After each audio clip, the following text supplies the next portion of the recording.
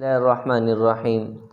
میرے محترم دوستو، ہمارے معاشرے میں ایک بہت بات زیادہ چلتی ہے کہ فلاں آدمی نے جادو کر دیا، فلاں عورت نے جادو کر دیا، اس نے یہ کر دیا، وہ کر دیا۔ سب سے پہلی بات تو ہمیں یہ سمجھنی چاہیے کہ جادو کا ہو جانا یہ تو برحق ہے، کیونکہ ہمارے نبی صلی اللہ علیہ وآلہ وسلم پر بھی ہوا۔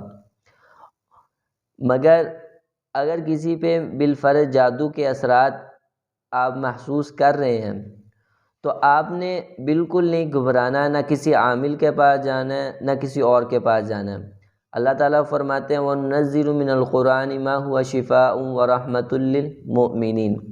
ہم نے قرآن پاک کو اتارا، اس میں مومنین کے لیے شفا ہے اور رحمت ہے۔ تو جب بھی کوئی ایسا آدمی یا ایسا کوئی عورت آپ کے سامنے ہو جس پہ آپ جادو کے اثرات محسوس کر رہے ہیں، تو 3 آپ نے چیزیں پڑھنی ہیں۔ سب سے پہلے سورۃ الفاتحہ پڑھنی ہے، اس کے بعد آیت الکرسی پڑھنی ہے، اس کے بعد سورۃ الجن، یہ 29ویں پارے میں ہے، درمیان میں جہاں پہ نصف ہو رہا ہے 29ویں پارے کا، وہاں پہ سورۃ الجن ہے۔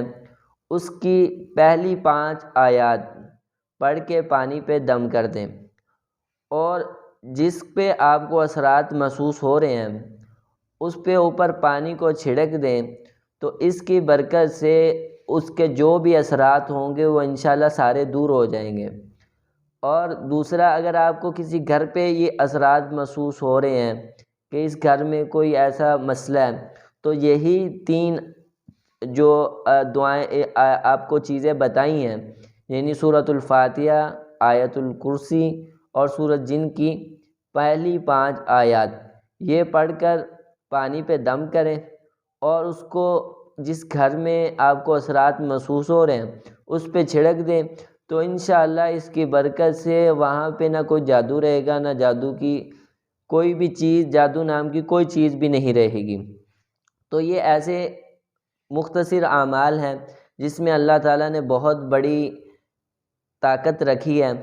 تو ہم اس کی بجائے مختلف عاملوں کی طرف جاتے ہیں، ہزاروں روپے ان کو دے کے وقت بھی برباد کیا، پیسے بھی برباد کیے، اور عاملوں کا کام تو پیسے کمانا ہوتا ہے، وہ اپنے پیسے کماتے ہیں، ان کو کوئی اس چیز سے غرض نہیں ہوتی۔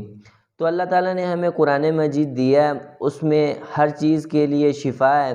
تو ہم یہ کام کریں گے تو انشاءاللہ ہمیں بہت زیادہ فائدہ حاصل ہوگا اور کوئی پریشانی نہیں ہوگی۔ تو اللہ تعالیٰ سے دعا ہے ہمیں خیر کے کاموں پہ چلنے کی توفیق نصیب فرمائے۔